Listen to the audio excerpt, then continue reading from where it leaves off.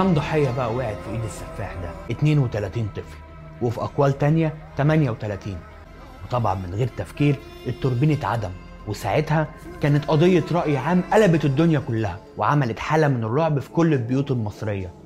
الغريبة ان بعد تنفيذ حكم الاعدام جرايد كتير طلعت شككت في نزاهة التحقيقات وقالت ان القضية متلفقة. لا، ومش كده وبس، دول فبركوا تصريحات على لسان اهالي الضحايا بتقول ان اولادهم وقعوا من فوق القطر لوحدهم، وان التوربيني ده عيل غلبان وما عملش اي حاجة. بس يا سيدي، ومن ساعتها والناس اعتبرته بطل شعبي، اللي يخلف عيل ويسميه باسمه، واللي عنده ميكروباص يكتب عليه اسمه، واللي فتح محل اكل سمى اكبر سندوتش عنده بعبده التوربيني.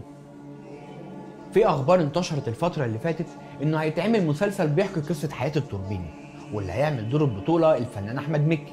انا بقى اعمل ايه عشان احمد عز يعمل قصه حياتي؟